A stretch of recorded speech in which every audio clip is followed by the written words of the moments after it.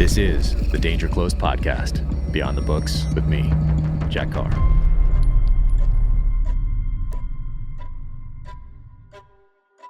Welcome to the Danger Close podcast, an Ironclad original presented by Sig Sauer. My guest today, Donal Logue. Now, you will recognize him as soon as you see him. He has been in over 70 films and hundreds of television programs, and he always knocks it out of the park. Remember Sneakers with Dan Aykroyd and Robert Redford and Sidney Poitier and Ben Kingsley. Just an incredible cast. Reindeer Games, Law & Order, SVU, The Patriot, Gettysburg, Gotham. I mean, it's absolutely incredible. He got the Best Actor Award at Sundance for the Tao of Steve. That's Tao of Steve. What an incredible film, one of my favorites, and an incredible guy. So when I saw that this book was coming out about Danny Trejo, and I had Danny on the podcast a couple weeks back, I saw this name, and because it was out of context, it took me a second. But then I realized Donal Logue, amazing. And the job that he does in telling Danny's story is nothing short of phenomenal. Just an emotional story, and one that at its heart is about the power of forgiveness. So he did an incredible job with this, had an amazing time talking to him. And he also has a company that works with reclaimed wood up in Oregon. So you can check that out as well. It'll be in the show notes. We talk about it, talk about the forest and our responsibility as citizens and stewards of the land. He also has a trucking company. But what an amazing guy. Incredible life story. I hope he writes a book about his own life one day. We talk about that as well. So without further ado, let's just get after it. Donal Logue. So when I first found out this book was coming out, I was so excited. And so this is my advanced reader's copy here that I got early in preparation for doing having the conversation with Danny. And then of course I got the hardcover as well, because anytime I get one of these, I always support with one of these hardcovers. Well, as a writer, right? It's so critical. You do. And congratulations, New York Times list with this. Thank you. I know you've been novel. There. It's pretty amazing, especially to grow up and, see that list and look at it week in, week out and see all these names that and then to be up there yourself is kind of cool. But that's something you should be familiar with because of all the films and all the television shows you have been in. Sundance, accolades. I mean, you have done some amazing work and been recognized, for that work along the way. And when I first got this, of course, I'm like, oh, Danny Trejo's book coming out. And then I looked at this name and I was like, Donal Logue. I'm like, that name sounds familiar, but I didn't associate it with writing. I didn't associate it with autobiographies or anything like that. So I was like, wait a second. So I didn't make that connection initially. And then I looked and I said, oh my gosh, how fascinating. This person I've been watching in television and film for all these years has written a book with someone else who I've been have admired for years. So, I have so many things I want to talk to you about, but before we get to how this actually happened, upbringing, born in Canada, Irish parents, all of a sudden you find yourself in El Centro in California on the border. Yeah. And how did that upbringing, what was that? What brought you guys to California and how did you grow up?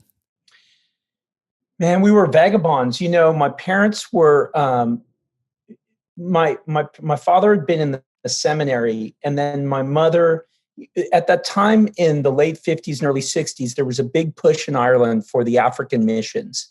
And of course, the church had a lot of power in the country. And my parents, independently, my mother's a little older, they had gone to Africa. First, my mother went to Kenya and at the tail end of the Mau Mau revolt. And then my father went to Nigeria, and my mother had moved to Nigeria to work in this school called Stella Maris in Owerri, and which is down south in the Delta. And then they met and they married.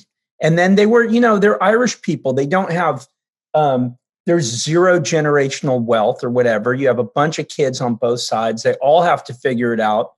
In my mom's family, one kid got the farm, and everybody else was, okay, do what you got to do. A lot of them moved to England to become domestics or go into nursing or construction. And then my father had been he had studied electrical engineering in college. And then he went back, they didn't know what to do necessarily, but they went to England. and my father got his master's in electrical engineering. And then my older sister was born. And then my dad got a gig in Canada. So they took the Cunard from Cove Cork to Montreal. My twin sister and I were born. I don't know exactly what happened, but I do know that first winter was like 42 below and like Okay. 20 feet of snow. And so, we went back to England and Ireland, and then my dad got offered a job in a company in Massachusetts. So we went there. My little sister was born, and then he had to go to Nogales, Sonora, Mexico to fix a piece of equipment. And whatever 5-minute conversation happened down there, it was like, now that's where you're going. So, we moved to Nogales, lived in some hotel. My dad worked there for a couple of years. And then when that factory folded, he was offered a job. He was offered jobs kind of all over, but he stayed in Mexico because there were like 4 employees he felt kind of indebted to, and he got them jobs in Mexicali, and then we moved to another border town. And that's kind of where I'm from. Where were you born? Northern California. So, but we stayed in one place. So I was, so I had that sort of stability, but I always wanted to travel. I always had that wanderlust. And I found myself actually in Kenya in high school, building a library in a northern area of Kenya as part of like I describe it as a Peace Corps pilot project, although it wasn't really. It was we had someone at our school from that village. And so we raised money throughout the year and got books donated. And then we brought them over, and we didn't really build the library. Like, we helped. I might have hammered like one nail in type thing, but that was the purpose. We're going to go there and help build this library, although we had no skills in building anything. But went there and spent a few weeks, and it was an amazing experience. So I always had that travel lust from an early age. And you got to do it, although it was your parents dragging you around a little bit, seemingly because they wanted some warm weather. Said, what makes you move so much? And you're like, when you're a kid, you just go where your parents go. They were floating. And I always think that part of my choice of profession was 99.7% the fact that it meant building a little bit of a community and a family, and then being like, okay, that was fulfilling. That was cool. What's next? And then floating. And I was so good at, going into a new school. It was hard, but like establishing yourself socially or whatever it was, and then being okay with that ending and moving on and doing, and it's something that was replicated so much in my acting career. It like when you do the Patriot, say you go somewhere in South Carolina for 6 months, you bond super heavily with a large group of people, and then it's over, and then the next one's up. And so I sometimes I think, that's part of the wanderlust is never, it's just always there. Yeah. And it's kind of hard programmed into my DNA at this point. Yep. No, I totally understand that. I mean, I'm experiencing that a little bit because we're in the last 2 weeks of filming the Amazon series for my first novel. Incredible. So Congratulations. It's crazy to be part of that process the whole time, which I guess is semi-unusual for an author. Usually they want the author to stay away and not say, you ruined my vision, on set every day. But I've been part of that from the first day. How does that feel as an author? How does it feel to watch your stuff be brought to life in that regard? I'm just so happy. I just feel so fortunate and so thrilled that I got the exact director. I wanted Antoine Fuqua to direct and Chris Pratt to star. Phenomenal. So great. And they're such good people. Such great people. And to have that come to fruition, the exact director and the exact person I wanted to star as my main character, to bring him to life, to see that come to fruition. Who's starring as the main character? Chris Pratt is starring. So, and I wanted somebody who needed to take a risk as an actor, because I was taking a risk as a writer, leaving the military and going all into publishing and writing. And I wanted an actor that needed to do the same thing, or at least from the outside looking in, I perceived as needing to do that, to take a risk and do something different, kind of like Tom Hanks did with Philadelphia. And then that opened, of course, the whole world to him after he did that. So I thought, Chris Pratt is the right guy to do this. And then to be part of it from writing the first first episode, and then having Chris and Antoine and the showrunner walk that around Hollywood, and then get it to Amazon Prime, and then continue get the writers' room together and see how that came about and advise on all those scripts. It's been very. I mean, I just feel so fortunate. Feel so lucky. It's amazing. I mean, to go from your military career and, I mean, writing, as I've discovered, is so hard and it's so fulfilling. But man, what an amazing! But I do think that probably your deep understanding of training and doing that, it's not enough. Like Flannery O'Connor, I guess, said, everyone thinks they can tell a good story until they sit down to write one. Yeah. Right. I love it. I remember I had a lot of difficulty writing when I first went to college. I think I had I have dyslexia and different things. And I remember just that the empty page was so oppressive to me in a weird way. I just felt like I was in the weeds.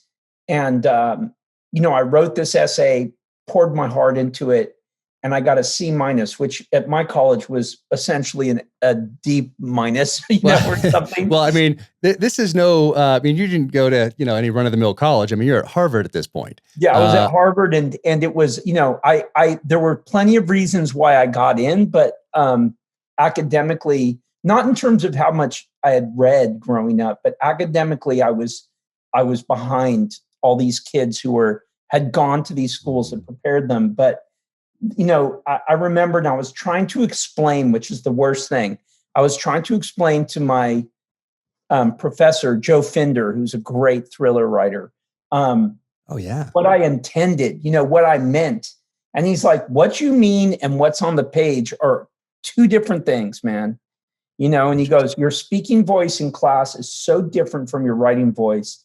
And I pray you find a way to merge them, and so I had a ton of respect for writing, just because I know how much it takes, how much time it takes, and how much hard work. And I can only imagine that your military background, I don't know much about that world. I certainly have friends who were special forces and SEALs, et cetera. And all I know is that the level of, and I always say it's the training. You go back to the training. It's just all the Q schools and the sniper schools and, Marine Recon Sniper School, or, doing these amazing things. And also how intellectual so many of these men are. It doesn't surprise me, but it does at the same time, like how well-read, how thoughtful. And it's kind of this merging of the warrior poet ethos, that's really neat. And I'm just so glad that you acted upon your instinct to want to tell these stories, Oh, thank you. And I think that military, it's the training and then the experience in that I can I'm doing the exact same thing. Essentially, I'm looking in the military battlefield. I'm looking what the enemy's doing. How are they adapting? How am I adapting? Where are gaps in their defenses? How am I capitalizing on momentum? And these are the same things I'm doing both on the business side of publishing and then also on the written page, because I'm just solving problems. I'm aggressively solving problems on the written page. Same thing that I was doing on the battlefield. But if I mess it up here on the page, I can sleep on it. I can come back and edit it. I know that my editor is going to look at it in a few months. So there's not that stress of being responsible for anyone else other than my family, under this being my new profession. And I want to evolve. I want to get better at it every time. I want to raise the bar. I want people to, the people that trust me with their time, to feel like they invest, because they're investing that time that they're never going to get back in me, whether they're listening to it or they're reading it. I want to be a good steward of that time and that trust, more importantly. So there's not the stress of knowing that, hey, if I make a decision here, it's going to affect the guys to my right and my left and their families if they don't come home, or they come home missing an arm or a leg or whatever it might be. Now I can write something, and hey, if it's not good, guess what? I can wake up the next morning, have a cup of coffee, and get right back at it. So it's a different kind of stress, in that that everyone's going to be looking, and there are no barriers between. Let's say I wrote something in 1985 or 75. Well, if someone didn't like it, they would have to find my publisher or a magazine or a newspaper that would publish maybe a letter to the editor. They'd have to Right. write it out or type it. They'd have to then print it and then find the address, put a stamp on it, put it in the mailbox. It would have to arrive at the building, make its Right. way up to that person's desk. They'd look at it and say, oh, this is a crazy person, and toss it if they were a crazy person. But Right. today, no barriers. And it's same thing with No barriers. with acting. Everyone wants to tell you probably, how you could have done something better, or if you look at reviews or not. But people have that unobstructed kind of gateway to you through and for restaurants too. I mean, there's Yelp and there's all these different ways for. Or there's people. even that It's crazy side, which is, and it's hard to imagine that it exists in people, but first of all, there are people who their daily job is to throw out negativity. And now they have a forum, which is that, God bless it, it's the world. Yep. Or there are people who are worse. They're the saboteurs who are like, oh, a new restaurant came out. I'm getting 50 of my friends to jack it with bad reviews. It's amazing. It's amazing. And I hate, I pray to God I never become a fully cynical human being, but like it's out there. But, I love what you said about the responsibility to, there's always a responsibility in all of these creative endeavors. Like you said, you're so grateful that people are taking the time to invest in something that you've created. And it's absolutely the same with acting. And then there's the responsibility to the crew of people. And the better you can do your job, the more the likelihood that these people who also have families whose lives revolve around this job will have some job security as much as they can have in an industry that doesn't have much. And so the people I respect are the people who have that bone in their body, that sense of responsibility to the bigger picture, which isn't just about them, exactly right. It's a super collaborative, as you know, especially now that your works are being made into a series and you're talking about the writing room and the crew, Antoine and the DP, et cetera. It takes everybody's effort to make it fully realized. And then in the midst of that, there's some lightning in a bottle that's captured, some magic that happens that wasn't anticipated either on your end or, that is kind of a thrilling thing to be around when it happens. Oh, it really is. I feel so fortunate. But in some of these, I get some ammunition actually from some of the either reviews or people that reach out on Instagram or whatever it might be, that with that negativity side of the house, because of the psychology behind that, it gives me so much for my characters as I'm writing them, because just through seeing how people interact on this new medium where there's this electronic barrier, this electronic safety net, which allow you to be much more bold maybe than you would be in person. And I often think that, hey, these people that want to leave these negative reviews or comments or pick things apart, are they going to be on their deathbed and say, I wish I had left one more negative review on Amazon? Like, is that going to be their thought? They're choosing to spend their time. We get to make these choices, and they're choosing to spend their time that way rather than, bumping somebody up with positivity or whatever it might be.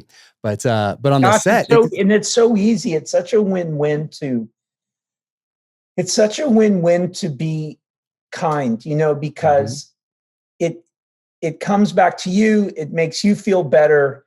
It might be the thing that just is something that really makes someone's day. It's never hard to be kind. And maybe in a weird way, I've always felt that, and I think it goes back to having to move so much and live in these kind of, first of all, not difficult environments compared to the world. What was funny about my father when we grew up in these small towns on the Mexican border, and it seemed pretty outrageously wild and a little lawless and stuff. He said, I lived in Nigeria during the Civil War. Yeah. Like, you can't even on the spectrum of societal intensity, we are way over here, and, but at the same time, I always felt like being a nice person, if you can, and be nice and be kind, there's also a defense mechanism in it, because you're trying to win friends, you're just trying to, you're trying to fit in. And every time, my gosh, I just feel like, and it's also legitimate. There are so many people who work in any field, and I feel so thankful to them for what they do and the time and energy. And I'm aware of how much it takes to go for it and try something, that it's easy to just be nice and say something nice about their work. Writing a book or making a film, or Chris Pratt being the lead in something, none of these things are necessarily easy. They're certainly, you get your butt kissed a lot more than maybe you should just for having that job. But the counterpoint is sometimes you get your butt kicked publicly a little bit more than people are aware of how that feels. And so it never hurts to say something. It never hurts to be kind, does it? Yep. No, exactly. And I got that out of the book, actually. It's one of the main themes. I mean, the theme of forgiveness stood out for me in here. Yeah. The power of forgiveness really stood out for me in this book. And something I talked to Danny about when I talked to him, what really resonated with me is something I talked to my kids about, which is almost exactly the same thing you guys talk about in here, is never missing the opportunity to make somebody's day. And I try to pass that along to the kids, like, go out of your way, even if it's just by a little bit or a lot sometimes, but to make somebody's day. Because there's so much power in that for that person. For you, it might be 1 second, 1 minute, 5 minutes, whatever it might be. But to them, they will think about that the rest of their day. Well, and I'll tell you, they'll pay it forward. And I'll tell you, Jack, like one thing that's crazy about the Danny story, and I don't really remember this. When I was 25, I was a janitor at this place called the West Hollywood Drug and Alcohol Center, and it was madness. It was mayhem. Like, it was a wild time in these kind of 12-step meeting situations in LA, and this was a wild place. Everyone was invited. Some people had no time or one time, or people were coming in off the street and stealing the coffee money and fighting a lot. And Danny came in, and at the time he had a lot of time. And he says he remembers meeting me there and saying, "How are you?" And I was just snapping at him, which I can't imagine ever snapping at him. And he said, "And look, 30 years later, we're sitting here together talking about this bestseller of his life that we worked on together." And if Danny wasn't the kind of guy who would go the extra mile, who would give someone the benefit of some kind of doubt, who was the kind of guy, when we did Reindeer Games together, my first son was 4 days old. I'd just taken him back from the hospital, and I knew that there was interest in me for the movie, but I knew that the studio wanted Vin Diesel for the part, and they got Vin Diesel for the part. And then it didn't work out with Vin Diesel, which actually worked out for Vin Diesel. It was the way it was supposed to be. And I was offered the job. I didn't have a job at the time. I didn't even have an agent at the time. And my manager was like, "You've got to do this." And it was a tough time for my kid's mom, totally understandably. And so when I went up there, I felt like I was between a rock and a hard place, because I was getting a lot of flack for taking this job, but I knew that I had to do it. And Danny when I got there, he could see I was like, the weight of the world was on my shoulders, and I was really in a tough spot. And he reached out and took me under his wing. And that's who he was like, "Stay close to me. I'm going to keep eyes on you." And then he did that thing where we go to a home for troubled teens, or, he was like, the answer to he goes, "You're doing your job. You're taking care of your kids. You're providing for them. You're going to see them in a few days. And right now you just got to go help someone else, because that's how you're going to get out of your own head and help yourself." And it's that incredibly strange, selfish component to the concept of helping others, because you're doing it for you, And I even think my parents, because I think my mother has she has a more evolved view of even the notion of missionary work, et cetera. because the concept from culturally is that you're going somewhere to really help these people who are so lost and spun without your intervention in their life, right? Which is kind of, there's a funkier element to that, because it plays into some kind of savior complex a little bit, which is a little patronizing. But she said, what brought me to Africa gave me the greatest gift. If I could help those kids, which I think absolutely she did, she goes, that was phenomenal, but the experience was for me. And I think that's the win-win that you get, right? Yeah. In helping somebody else. Yep. No, absolutely. And when you met Danny on the set of Reindeer Games again, although you didn't know you had met him earlier, right? And you go to that, and you guys are in Canada. It's a crazy shoot. Weather's insane. There's some personalities I think that are very interesting. I mean, you're with an incredible director. But you go to this. But you go to this meeting. And Danny, of course, is there, and you're wondering, how do I know this guy? Kind of like how a lot of people see someone in passing who they've seen in films and movies, but not out of context and can't quite place it.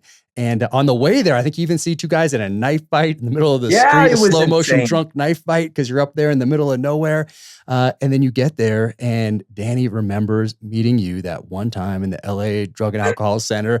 And what were you doing there, by the way? Was it between, had you already had a few jobs in television and movie? I did. I had I had a few.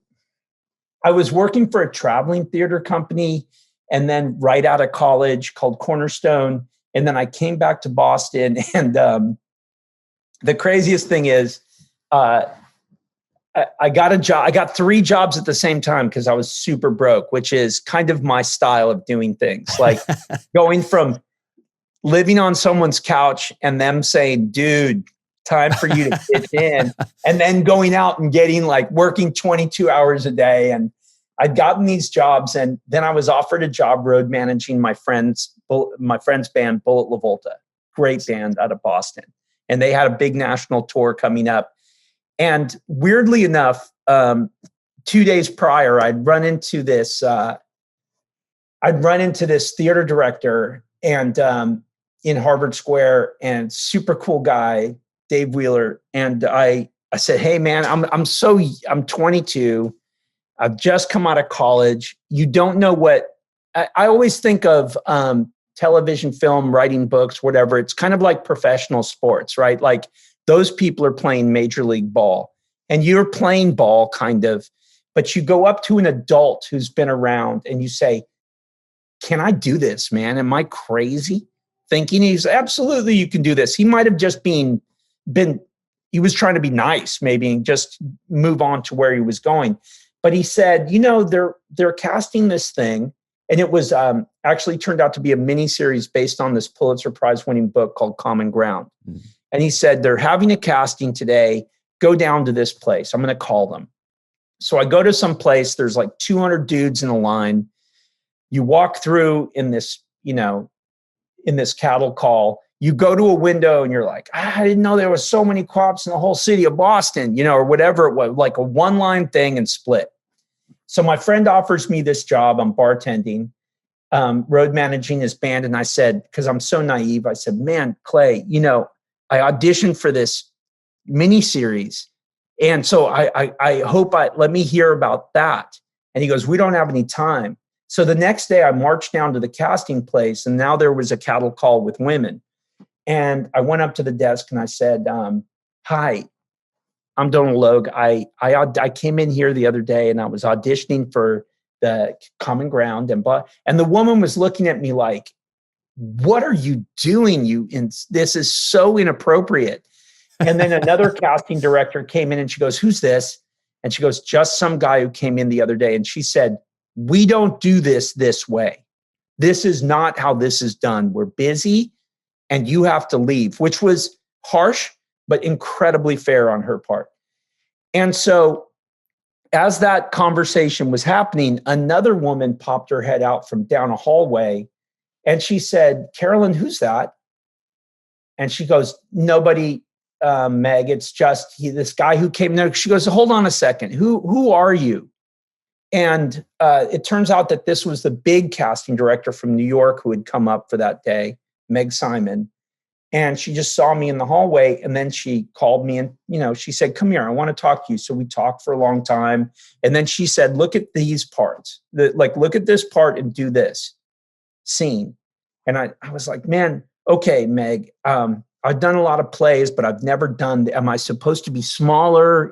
She goes, acting is acting, man. Just do the scene, And so I got that. The next day they called up the director, this guy, Mike Newell, big time dude, did a lot of huge movies and Harry Potter movies and stuff. And he came and I got the part.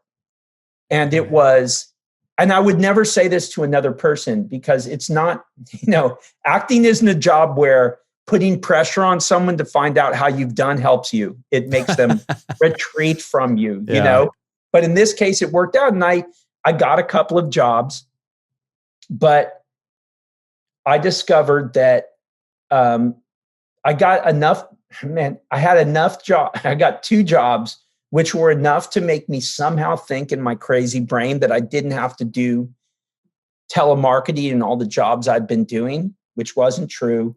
And I moved to New York and I hit the skids. Like I really hit the dark skids with drugs and alcohol. And I had nowhere to live. I burned all my bridges. And so I went back to California. And, I found myself on Venice Beach. I had enough money to buy like a 16-ounce Budweiser and a pack of Marlboros. And I was looking at the ocean and I was like, what happened to you, man? And I made a decision that I had to change something about my life. And the easiest component to look at was this issue with alcohol, basically. And then I went to this place and I met a guy named Chris working behind the counter. Amazing guy from South Carolina who's in my life on a daily basis 30 some years later. And he said, there's a job opening here. Let me see if I can get you a job as, janitor guy looking over this place. And so I got a job there, $5 an hour. Chris and I got an apartment. LA back then was cheap. Like you could get a place for $600 a month for the $300 each. And that a minimum wage job could cover you. And that was the start. That was the start of life. And, for people, for people out there, I just want them to know that I remember the last drink I had, and I was in this place called the Cat and Fiddle in LA. It was 11:32 p.m. I know because I looked at the clock. I was with a bunch of my friends who were these guys who were visiting from Boston. They came out to LA, and these are wild dudes. We had wild times in Boston together. A few of them aren't alive anymore. And I just was like, oh, I can't escape this vortex I always get in on a daily basis. I'm going to change. I'm going to live differently. I want to. And then boom, as soon as I have one, I'm like, well, today's gone. There's no productivity in today. And I was with my friend Des O'Connor, who's an awesome guy. He lives in Dublin now. And I looked at the clock and I was like, hey, Des, check that out. And he's like, what's that? I said 11:32 p.m. because I'm done with this shit. And it's been true. And it hasn't, I certainly on that night, I would never have said, 30 years ago, 30 years from now, I'm going to be talking to you on a podcast about a book I wrote. But, one day at a time, you do it. And the craziest thing was, I fancied myself so deeply as a funny guy or a storyteller or potentially a writer when I was younger. And I completely romanticized the link between throwing down and getting wasted all the time with that kind of life. And I certainly have some good stories from that stuff. But it wasn't until I had that out of my life that I actually was like, oh, here's something I've written. Here's a film I've done, you know? So man, the way the universe happens. And then the wildest thing was I was working at the Drug and Alcohol Center, and I'd called a friend, a woman named Peggy Vernew, who worked at the Eugene O'Neill Theater Center. And I said, hey, Peggy, you know, I'm getting it together and I'm thinking about trying to do plays again and stuff. And she goes, well, you know, we've got nothing going on, but call my sister Mary in LA. She's an assistant for a casting director, and maybe she'll have coffee with you. And I waited until I had months and months of getting my life together under my belt. And I called this woman, Mary, and she said, oh, yeah. Peggy told me about you. Let's meet for coffee. And so I went to this coffee place to meet her, and she didn't show up, which was fine. Wasn't angry, didn't have a resentment or anything. She's busy. And I waited for about another month, and I called her up and I said, hey, Mary, it's Donal, you know, Peggy. And she goes, oh my God, I forgot. I go, it's okay. You're busy. No big deal, you know? And she goes, well, we're casting this movie called Sneakers. And we're having a really hard time with this part of a mathematician who's supposed to be like a 50-year-old guy, but we're considering trying to look at younger and older. Why don't you come in and pick up the sides? You know, 3 days later, I'm in the room with Walter Parks, so all the huge producers, and Phil Alden Robinson. And look, this was a movie with. It's fantastic. I love nailed that movie. that. I mean, Robert Redford, Sidney Poitier. I mean, right. And then I go to the read-through, and I'm like, I'm sitting between Redford, Poitier, across from Kingsley, and there's Ben Kingsley. You know, oh my God, River Phoenix, and just the most Timothy. There was just the cast, Mary McDonnell. It was nuts. Mm-hmm. And I finished the read through, and I went back to the Drug and Alcohol Center to start my shift. And then this guy, my script was there, and this guy Adam, who used to, this homeless guy, used to cruise around West Hollywood with an electric guitar and a tiny amp. Nice. Skateboard. Sounds very LA. Dude, he comes up and he's like, hey man, what's that? I go, oh, it's a script for a movie I'm working on. Yeah. He goes, man, I wrote a script. I got it right here. And he gave me this script, and it's him and Linda Blair. And it's the bluest thing. I'm like, the first page, I was like, oh my God. And I just had to laugh because it was like, life is so beautiful and so weird and so crazy. And, you know, I had been so humbled by life by the time I had any success in Hollywood that, you know, I was never going to be confused by getting jobs in Hollywood and what it means in the broader picture in your life. And you know, so, you know, anyway, it was such a remarkable what a remarkable ride that thing has been in, and mostly because of all the people I've met and the conversations. I'm sure, like you, I can't compare. I will never compare. There's no comparison to what you've done in your career, right? In your military career. Some of my best friends were now, you know, they're Green Berets, or they put in 25 or 27 years of service. They went deep. They're the kindest guys. I'm blown away by their experience that I know I shall never even come close to sharing. But what I do think we share is that you're on these projects together, and you have this camaraderie, and then you make these friendships, and you have these conversations at 3:25 in the morning when you're cold as hell. Yep. Right. And, or like on Vikings, you know, you're in the ocean, it's a cold day, everybody's stoked. The background artists are the most amazing people on the planet. Their attitude is infectious with positivity. and someone brings over, they have some styrofoam cups of pretty tepid tea, but it feels like the greatest thing in the world. Yeah. And you just will never forget, like, whatever. I have to kind of leave it up to what happens on screen. I'll just try my best. But, that's the kind of stuff that I got seriously addicted to in my life. Yeah, no, it's amazing. I'm seeing a little bit of that here. This is my only experience with it, obviously, but there are so many similarities between my experience on a movie set now and what I did in my past life, in that everyone is so good at their specific jobs and is working so hard.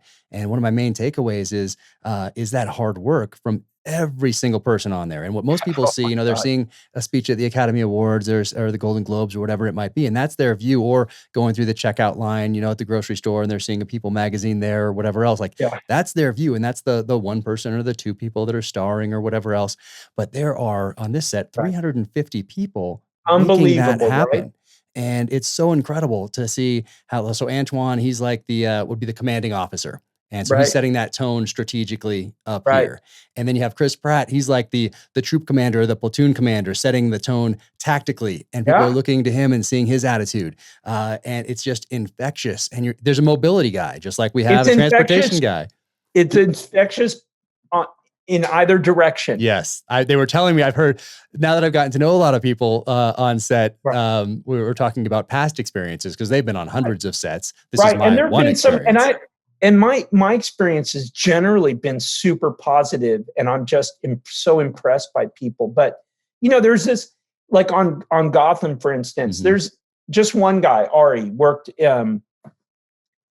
he was in, they were moving out all the pieces of the set around, like just furniture, this and that. Every time you shift the camera, everything's got to move or something.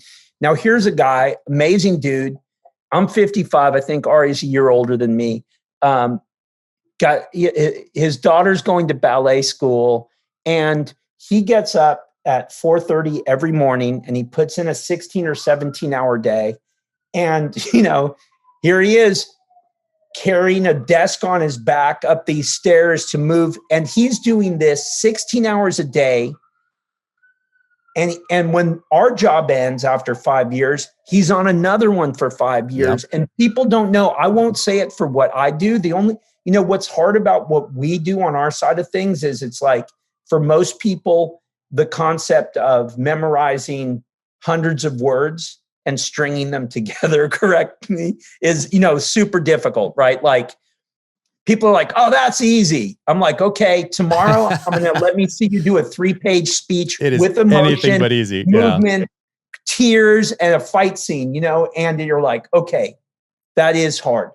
But in terms of the crew working, the transportation department, the camera department, I'm so impressed. What people don't know is that they work super hard. They work hard in a way that I just did a logging job, which was, I would say a logging job was as hard in terms of physical labor. That was as intense as it's ever gotten for me. But I was telling my friend Raul Morjan, who's an amazing logger and tree faller and, wildland firefighter. Up in Oregon? Up in Oregon, yeah. And I was like, Raul, what's crazy? He was asking me about what it's like to work on those movies and stuff like that. And I said, what's kind of crazy is that 8 hours, that's lunch. Yeah. And he's like, wow. And I go, not for, our job is over glorified, et cetera. But for the people, for, the electric and grip departments and all this stuff, they deserve that respect. Oh, yeah. For what one thing America still makes when a lot of jobs have been outsourced. America, when you come and work on a television series in the United States, you're like, this is something that this country does better than anyone anywhere. They are, like you said, everybody's in 1 hour television. If you were the sound mixer on ER, you are here in your world. Yep.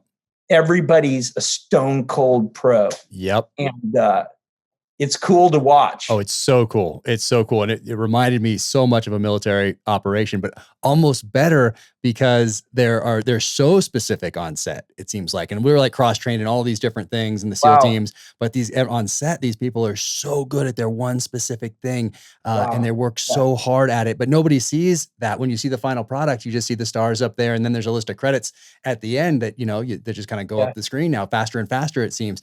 But those people are putting in so much work. And what's been so cool about this is that people were fans of the novel beforehand, like the transportation mobility guys. They fought to get the job because they love Land Cruisers and I love Land Cruisers and I have Land Cruisers in the book. And so they wanted to be a part of it. And people will come up to me on set and say, hey, my son's going to boot camp, Marine Corps boot camp. Would you mind signing this book for him? And I started bringing boxes of books to set just to hand out to people and thank them. And because they work so hard. And the viewer at the end of the day, unless they've been involved with the industry at all, they don't really see that part of it, but they're working. That is my main takeaway, is just how, I was watching one of the, I was watching one of the Lord of the Rings. It was on in the background. I was writing the other day, and it reminded me of a zillion jobs I've been on, in the sense that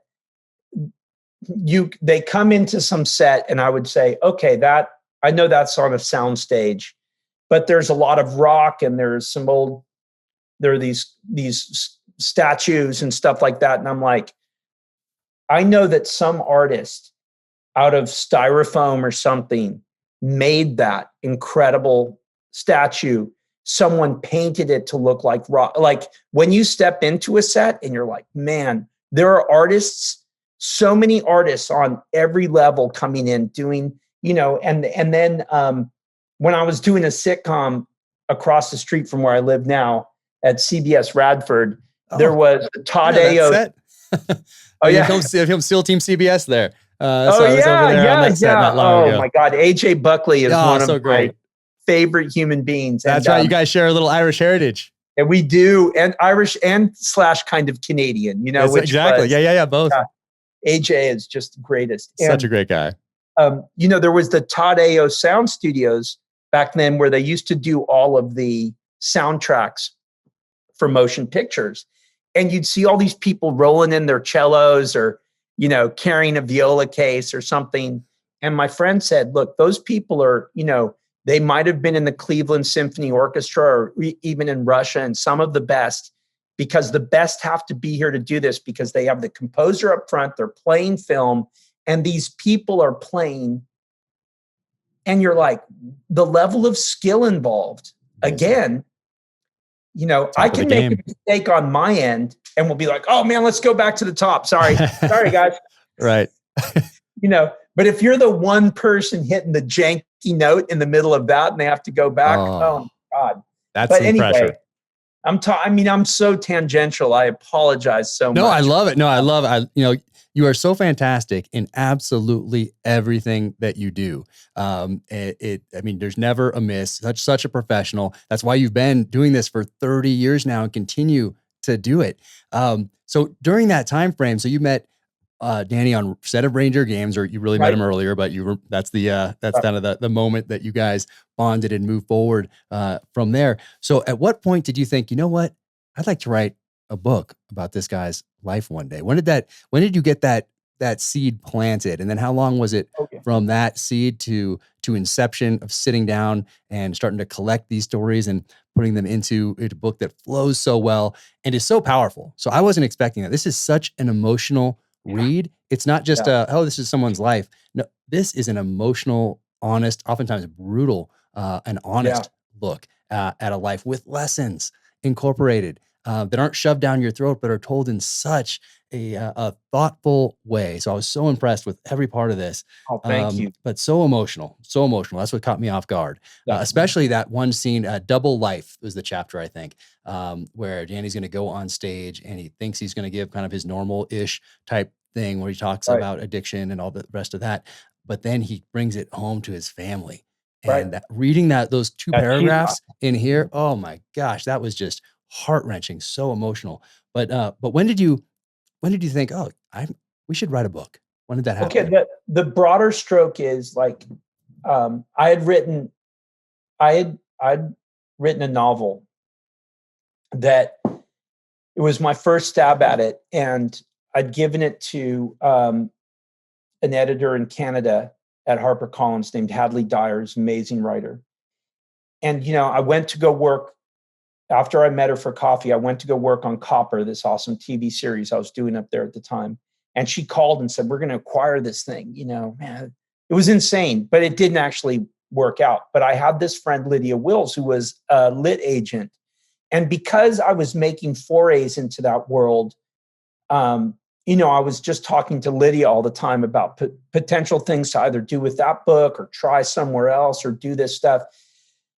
And so I'm trying to think now how long ago it was, because it was I was on Gotham. I was living in Brooklyn. It wasn't a particularly easy time in life, but I wanted to keep my legs moving at all times creatively. And I was talking to Lydia, and she was the one who said, you know what, your friend Danny should do a book. Wow. And you should write it. Yes.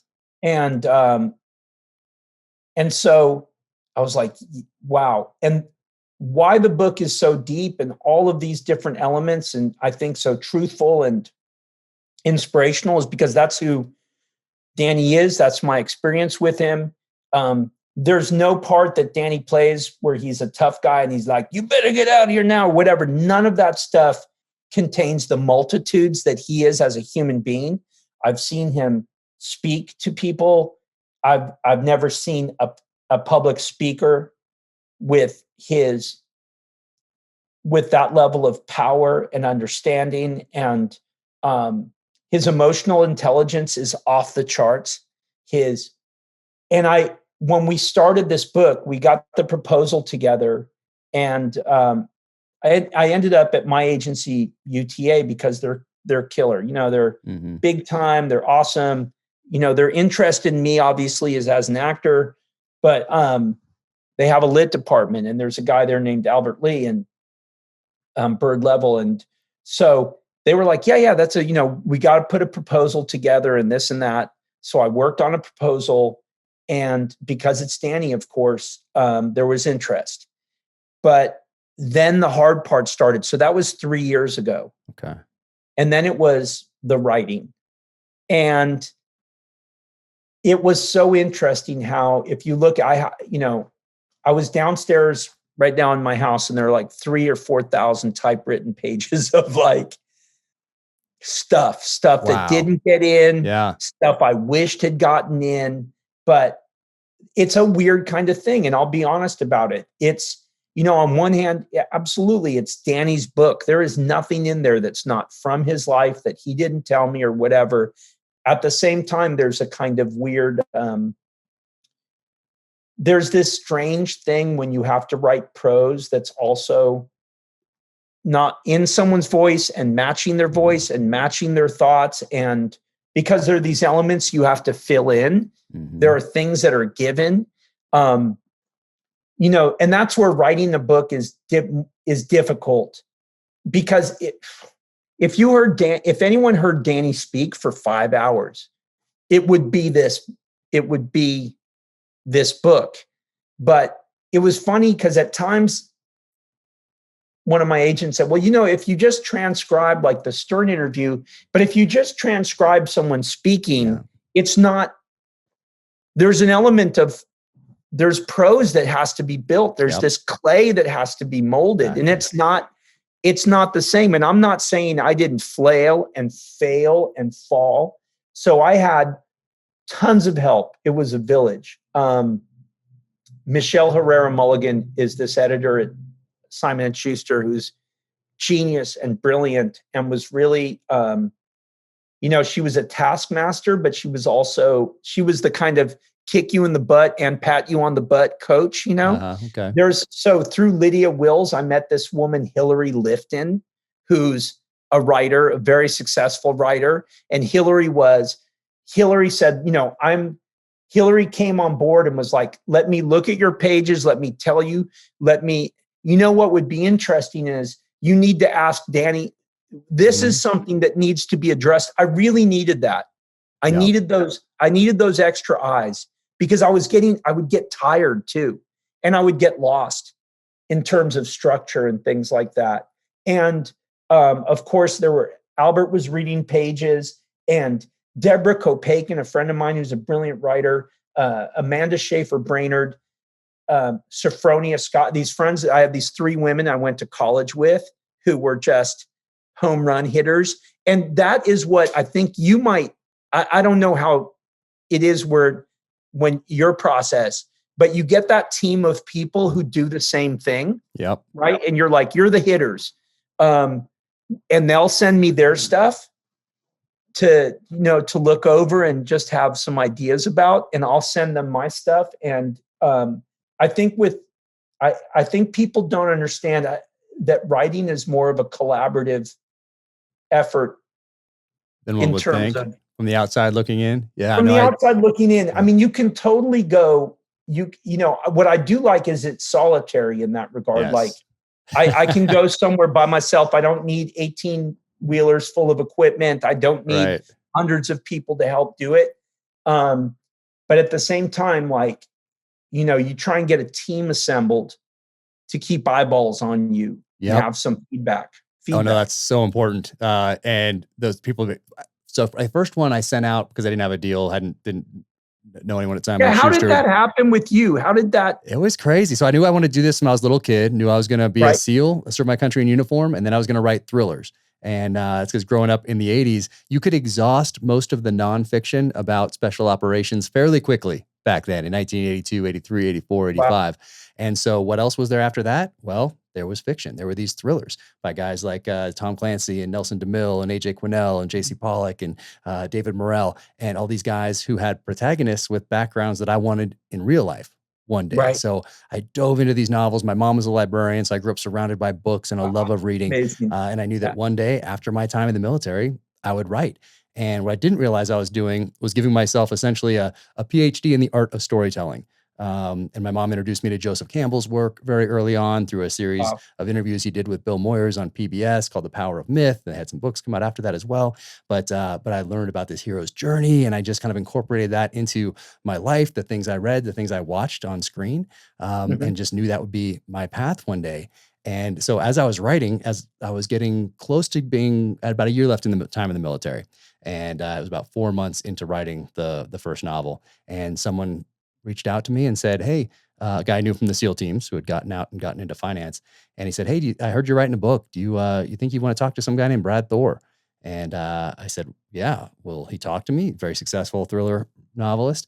And they said, yep, I've helped him out on a couple books on the SEAL side of the house, and let me hook that up. So talked to Brad Thor, and it was kind of like a job interview. He wanted to know I was writing for the right reasons, and I, told him the same things I just told you right now. Right. And he said, okay, hey, if you write one, your friend told me some things that you did in the SEAL teams downrange, and as a thank you for that, if you write a book, I can let my editor know that it's coming as Simon & Schuster. And, can't guarantee they'll open it, can't guarantee they'll read one page, definitely can't guarantee they'll like it, but I can let them know that it's coming. Wow. And I said, that's all I need.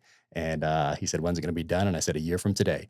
And he said, well, don't send me any pages. I'm not going to look at it. I'm not going to give you any advice, but if you finish it, call me back. And so I called him back a year later to the day and said it was done. And then off to the races it was, sent it to Simon & Schuster, and they loved it. And next thing you know, that is insane. So, for the first one in. Crazy. The first one in. So I feel very, very fortunate. That's for sure. And very fortunate. Well, it's meant to happen. What was a little crazy about my acting career was, looking back on it, Sneakers Without an Agent or whatever, my first few auditions without representation, I got the part. And Amazing. It's that weird thing where it could take 20 years. It might never happen. Yeah.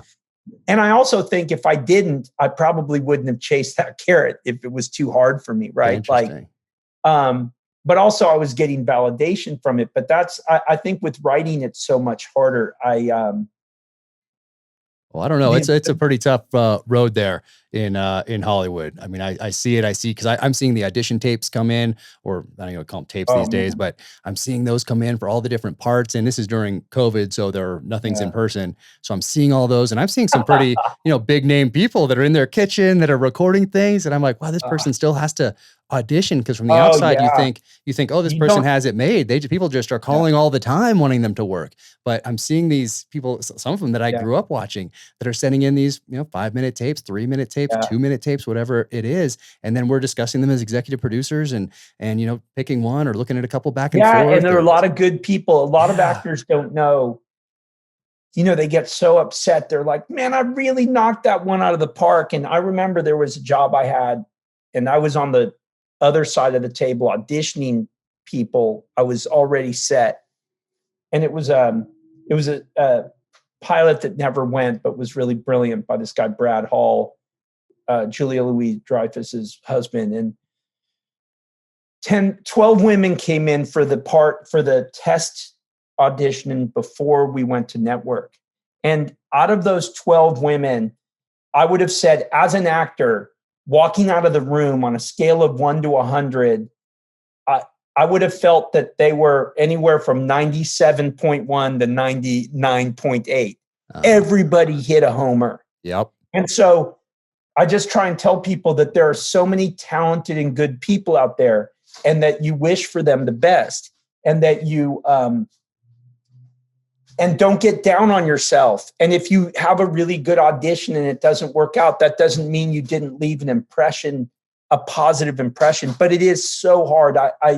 If I allowed myself those moments when I was in a casting office and before there were submitted stuff online, you'd be in these casting offices and there would be 10,000 headshots stacked against the walls. Wow. And you're like, wow, man, it's pretty overwhelming to think you're just, and I will say this about it's so crazy. When I did the Tao of Steve and won a Sundance for it, after the award ceremony, which was totally, which was Love crazy. That movie. So fantastic. Oh, thank you. They were so brilliant. It was written so well and directed so well. But, but afterwards, I hadn't had that kind of recognition or something before. It's a confirmation sometimes of a little bit of a suspicion you had, but I had done so much work at that point, and big time people were coming up to me, really nice people. And they were like, this is so exciting. Is this your first film? And I was like, it's my 37th, and what it made me realize is you're not on the radar screen until you're really on the radar screen. And it's, and it's not negative. It's not unfair. It's not bad. It's none of those things. It just, you got to know that when you get involved in it. Because a lot of people take stuff personally, I think rejection from writing probably feels more personal and more direct. No one else to blame, really. It's no one else. You can't say, "Oh, that director, I knew we shouldn't have done it that way," or "Oh, that last minute change in the writing," or "I wanted to take the character this way."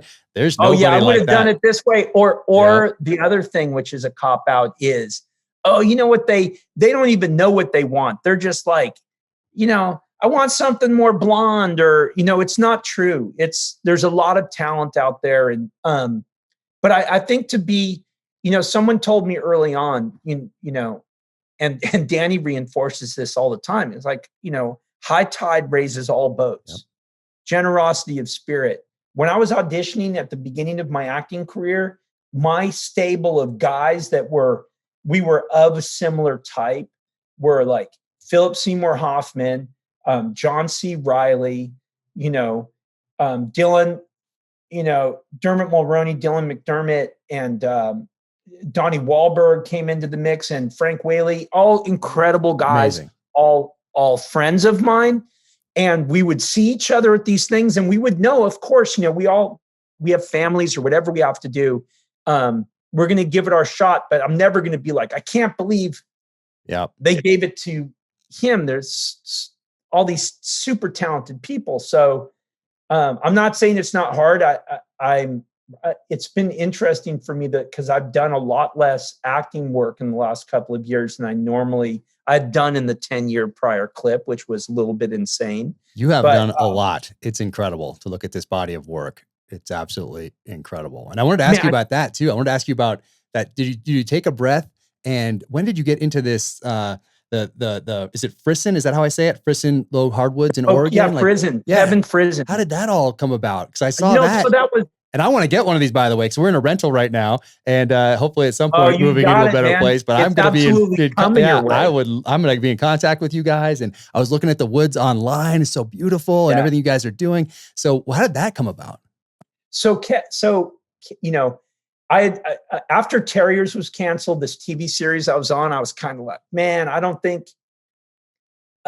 I knew it wasn't going to get picked up, but my contract was still in place, so I couldn't get another job. Oh, wow. And I had this big chunk of time, and I just felt kind of disheartened. And so I ended up getting my CDL to drive. I saw that too. Trucking. I mean, what is Ashling Trucking? Actually, yeah. So Ashling Trucking. Wow. And so, amazing. The people that ran the college up there, the truck school, I became incredibly good friends with, and was blown away by their humanity, their attention, how they had to change their teaching style to fit the individual needs of the 12 people in class. There are a lot of people who are coming to these things because they're in a work program that, a job program that says, okay, they're receiving public assistance or something. Some of the people hadn't worked. Hadn't had a job, and they're 40 years old at this point. And there's a lot of psychological barriers at play, and how these people work through it and encourage them. And I watched people change their lives. I watched people who hadn't worked, who, there was such a kind of wide array of people. There were a lot of people who were veterans. So they had come from a totally different background. And then there were people who, it might have been from families that were multi-generational welfare recipients, which, God bless them, leads to a different mindset, and couldn't quite believe that this was a reality for them, that they were going through the steps to check off some box for somebody, but to watch people say, no, you can do this. You can be the one who changes your life. And they did, and we're still in touch with those people. But I became friends with Bud and Kathy. We started this little trucking company. And then there was a big snowstorm up at my ranch, and part of an oak tree fell through a airplane hangar. And so I asked Bud, I said, man, I got a problem with these trees. And he said, well, Kevin Frison, this guy, you've probably seen his thing. It's down the street from us. He has a tree service. So call him. So I called up Kevin Frison. He came up, and he was like, we were looking at the work that needed to be done and standing there in the snow. And he said, what do you want to do with this airplane hangar? And I said, oh man, I have some friends in Texas who build mission style furniture. So I was thinking about maybe putting a kiln in and getting a mill and doing quarter-sawn oak and stuff like that. And he goes, that is my dream. It's been my lifelong dream. That's all I've ever wanted to do. And I'm like, well, then we're doing it. Boom, let's shake hands. Let's start this hardwood company, And I operate like that a lot in life. It's a little crazy, but I think the benefits far outweigh any potential negative experiences I've had, Amazing. And so built out a kiln in this airplane hangar, got a mill, and then I was off back at Gotham all the time. I was back in Brooklyn. But so I've learned so much from Bud and Kathy Williams on the trucking side. I've learned so much from Kevin Frison on the hardwood and logging side of things. And, those people, like, okay, you've got 150, say 122 foot pine tree that's about to go down, and it's in this mobile home park, and it's like, who's scampering up that thing and topping it? Like these jobs that people do that are so tricky, so dangerous, so intense, and God, I have so much respect for them. I just, it blows me away. And they're never not fully realized people in every regard. I could talk about them forever, but they're just the neatest people, hardworking people. They've taught me a ton, because when I first got when I first got close to a semi, I'm like, oh, how exactly does the fifth wheel operate? And you don't. There's nothing intuitive about it. It just has to be learned. Yep. And it has to be learned in a specific order very quickly. And I'm excited to get back up there. I've never driven. Now everybody's moving to automatic trucks. Okay. And, which personally I'm like kind of down with the non. It looks so complicated. And I've thought about that. I put thought into that because every time I have a character with a possibility of stealing one in a novel or, taking whatever it might be, like they have to have a background. You can't if I was just to get into that thing right now, like you wouldn't know what to do. So I have to think about those sorts of things as I'm writing. So I've run into that a couple times with semis. I would love, hit us up. I love it. That'd be amazing. Thank you. Yeah. Because that's happened on more than one occasion. I've run into that. Yeah, because I will say this, like in a car, if you're not totally comfortable with a stick, it still has a lot of it. It's forgiving in this weird way. In an 18-wheeler, if your tack speed and your road speed don't match, if the engine speed and the trucks, it's not going into gear, which is why it's so dangerous. Now, a fully loaded 18-wheeler with a 53-foot trailer at the top of a 7% grade, like you'll see at the Grapevine or Siskiyous or something, if it was rolling forward on the downhill, it's hitting 100 miles an hour within 10 seconds. Dang. And as the road speed increases, it's changing the gear ratios. Like you're not finding that gear, which is why the runaway truck ramps, et cetera, are so important. And no one thinks of it, but there's tens of thousands of trucks on the road right now. It's an underpaid job. Isn't it the largest employer of people in the country, or isn't it like the largest industry or something? I think it's the largest industry. I don't, and it's a bit tricky. One thing that we have a truck driving school called Ashland Truck Academy up in Oregon, incredibly great school. And they take the time because there's a lot of the schools, I think, just stamp out CDLs. There are some really bad ones, which actually have a deal with some shady dude in the DMV. Wow. And they're throwing people out on the road who need a gig or there's weird stuff, and it's so dangerous. Yeah. It's terrifying for the driver, right? And it's just intense. You don't want, knowing what I know, you don't want undertrained people out there, and they shouldn't be underpaid. Yeah. The trucking industry there's something that needs to happen. Every big rig that you drive by on the freeway is like hiring drivers now, because generally speaking, they turn over drivers in 8 months because they burn them out. Wow. They come out of school, they jump on the road, they're in over their head. It's hard. They're away from their family for 5 or 6 weeks. Yep. And they're just enough of it. So what you want to do is, we think that for a trucking company, their most valuable asset is not a new $160,000 Peterbilt. It's the driver, right? Like, there we go. And, the operator. I think with the military, as very similar. I was just going to make that comment. Yeah. Well, especially at your level, some millions of dollars of training probably went into where you had to get. Yeah. Which is why it's the best, but.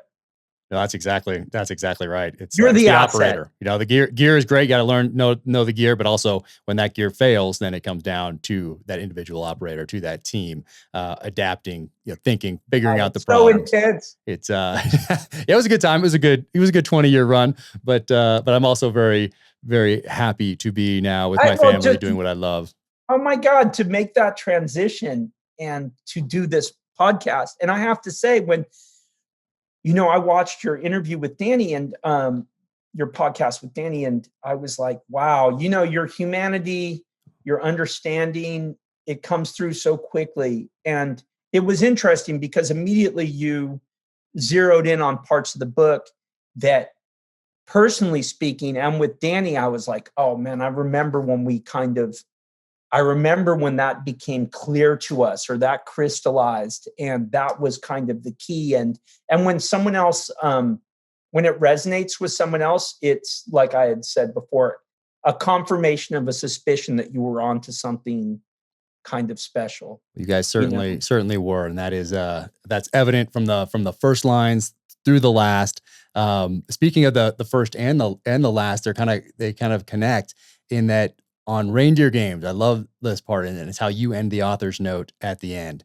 And all this stress, all these personalities, daylight, you're losing the daylight for the shot, which I understand now, having been on set and trying to get these different scenes, and you're dealing with the light, and then you're dealing with the union time, how long people can be there, and all these things, and you're calculating all this stuff. And you're on this set, and it's losing the light, and they're cleaning up the tracks on the snow to make it look like there's no one has walked there yet. And then you lose your footing, and you're about to cause this, lose the sea. You're about to cause all this work that's gone into sweeping the tracks away, mess that all up. And then this hand like comes out of nowhere and boom. Yeah. And by the way, the thing is, if I had pitched forward and fallen, which I did, if they had to, the company was moving to Vancouver the next day. It was done. The trucks were in motion. If for some reason they had to spend a day to get back to pick up a single shot, it was pushing, it would probably be, I don't know, a $3 million mistake. Yep. And,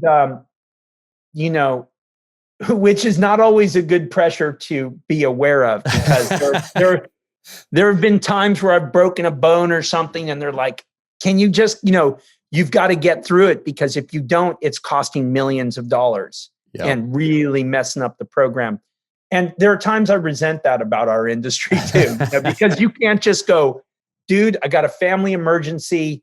I need Larry to fill in for me today, But yeah, so when that happened and I fell and all of those things were going through my mind in that nanosecond, and Danny, and it was the weirdest thing about Danny, he's so strong. He's not a big guy, and I'm heavy, and he totally had me like a movie. Amazing. Just floating off the ground.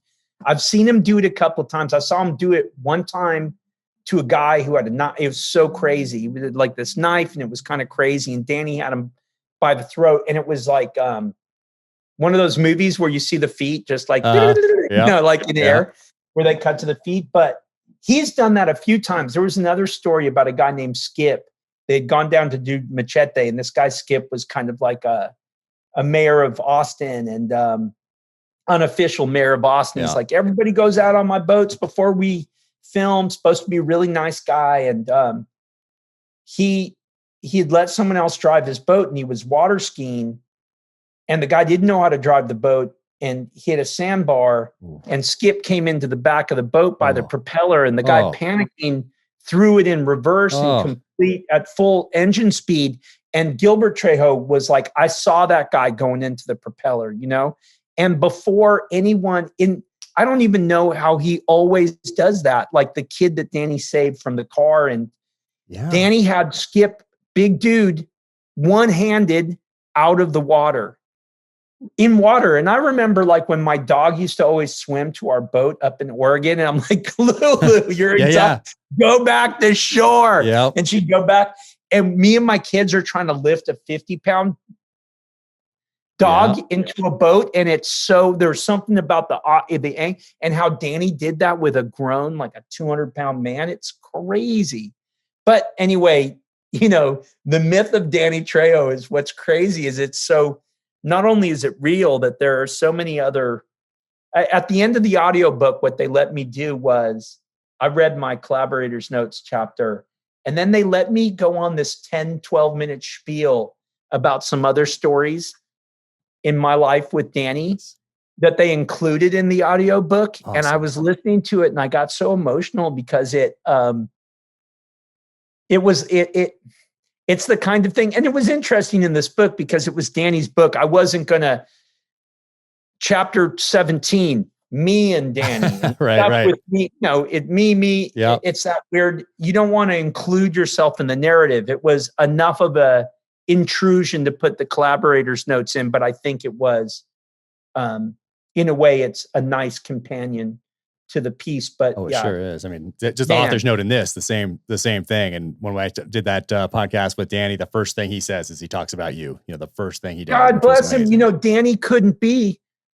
He's such a, God, he just called me an hour before I jumped on this, and he couldn't be more generous of spirit. And by the way, that's what we were talking about at the very beginning of this podcast. It is nothing. That's Danny's go-to move. And it means so much more. It means so much to me to be, to hear that. Right. And in this world, it doesn't always happen all the time. Right. Yeah. You're not included, which is why I like mentioning, Michelle, the editor, and Hillary and Deborah, all the friends who put in time, because it gets cold out there when you're like, hey, wait a second, man, I put a ton of time into this manuscript as well. And no one mentioned my name, and I do know that there are hitters out there who they're like, okay, Simon & Schuster or somebody's going to pay them money. So-and-so comes out and you're like, I want to do a book about my life. They interview them for 14 hours and then someone goes and writes the book of their life, their autobiography, right? That happens a lot. That's probably more prevalent, I think. I don't have any really too much experience in that side of the house over there, but that's what I would guess would happen. I think it's more prevalent, but I also think that you can read it, like you see it. Well, then you can look at what the person's doing in life nowadays, especially, and you're like, wait, when did they find time to write this 600-page book about their life while they're at the same time doing all these other things? I think they might have had somebody help there, and that's how it goes. That's fine. It's the way, yeah. And by the way, God bless him. It's given work to people, but yeah, man, writing this book took. But I was so. This is probably you too as a kid, when you're writing stories or drawing pictures or reading books and you're like, your dad's like, go to bed, it's 1:30. And you're like, oh my God, 7 hours went by. Oh yeah. Because find the thing in life that you love to do that makes the hours melt away. And when you're shocked looking up at a clock and going, whoa. Yep. Because that's what God's telling you that you're supposed to be doing with your life. Every time I sit down to write, it's like that. And I love every single second of it. I love every part of it. I love the editing. I love coming up with the idea, outlining, writing the book, then edit the whole thing. I love all of it. Do you outline pretty fastidiously, or? I don't do it as much as some other authors that I have talked to, but then some authors don't do it at all. They're called pantsers because they're writing by the seat of their pants. Right. But what I do is I'm a pantser, and it's a mistake. I have, So I do outline, and I outline. So I write a 1-page executive summary, kind of like what you'd write on the flap of a book, kind of like the sales pitch almost. Right. It gives me direction. And then I take that 1-page executive summary and I turn that into an outline. And thus far, it's been 3 parts with a prologue and an epilogue as bookends. And then I take that and I start writing. And I don't let, this is the most important part, is in the middle of that outline, if I come to a part where I'm like, oh man, I'm going to lose the reader here, or this is not going to make any sense, or how is he going to get out of this one? Or I just go around it. I know I have 6 months, 7 months, 8 months, a year to figure it out. And I know I'm going to figure it out, because it's not like the battlefield where I have to decide right here. I have to solve it immediately. Yeah. I can sleep on it, and I know I have a year to do it. So I just keep going, and then I turn that outline into the story. So that's how it's been thus far.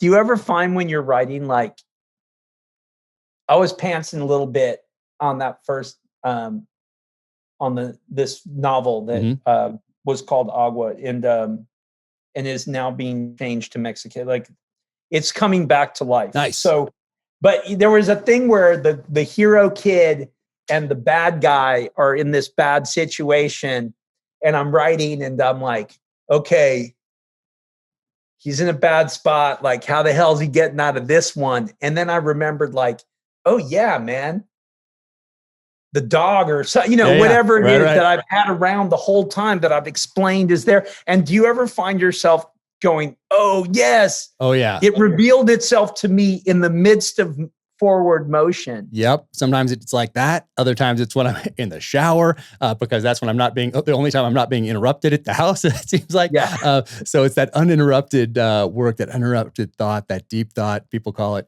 But I've gone along, and then I love those moments because it's almost like an original thought. Even if it's not, it's original to you. Even if it's Right. all of your past experience, all of your past conversations, everything that you've read, everything that you've watched, whatever it might be, it feels like this original thought. And there it goes. And then the story moves forward. But those moments, I love those moments. And those are some of the ones probably that you write for. I mean, I haven't looked at it like that up until we just talked about it here. But as you're going along and you're doing the work and you're moving the story forward, and then you hit that aha moment, you solve that problem, or you're like, solve that. I love what you were together. saying is it's solving, but I've never even heard it put this way, which I love.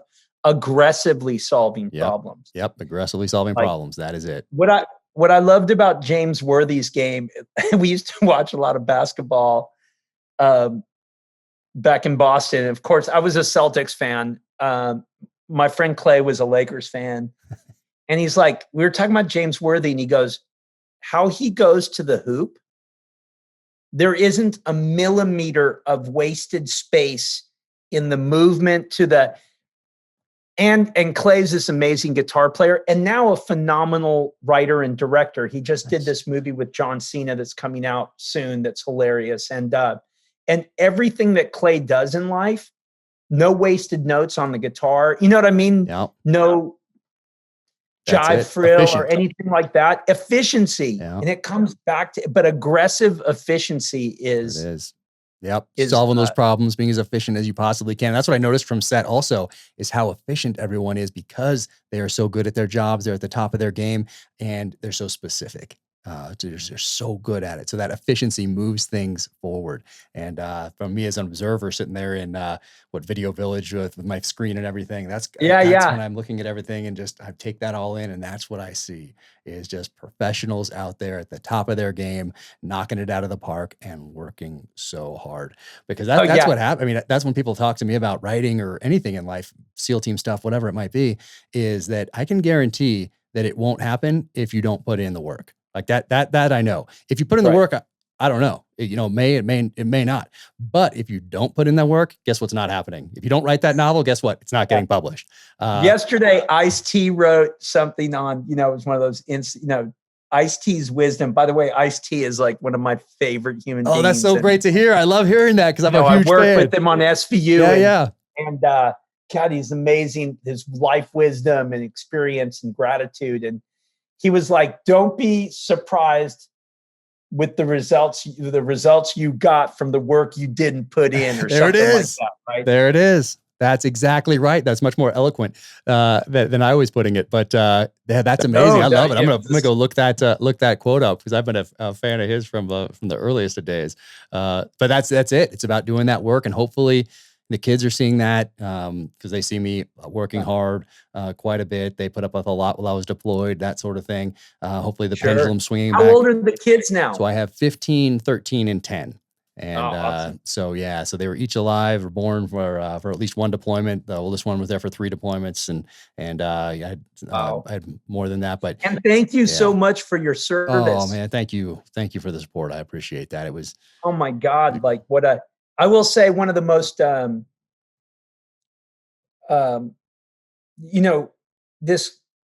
didn't have much of an understanding or appreciation, and still don't, because obviously I've never been in that field. I have, my friends have, but when I was in high school, I went to American Legion Boys State. Oh, I did. Yeah, I read this. So, I went to the American Legion Boys State. So American Legion at the time, all I really knew about the American Legion was that they had a bar in town, this little clubhouse place in El Centro. Yeah. And it was guys who had served and, and we were so far removed at that time in the mid 80s. So this was 1983. It was far enough away from Vietnam. But then again, Vietnam was weird because so many of me and my friends and I, our cues culturally were like, oh man, we're into Woodstock. We're into, and it was, and then and so I went to I was chosen to go to this thing called Boy State, run by the American Legion. And then we did mock government and things. And there was this guy there were a number of guys, these guys who gave up their time for this program. And this one guy took me under his wing, this World War II vet, and he, and I mean, I'd certainly read some books but I didn't know it until I knew somebody who told me what service meant to him. And one thing he said that was so crazy that hadn't even entered my mind at that time. He goes, there's nothing in history that's guaranteed.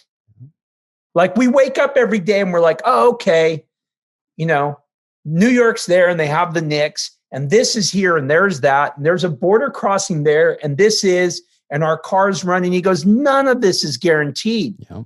There have been a lot of decisions made. There have been a lot of sacrifices made and need to continue to be made.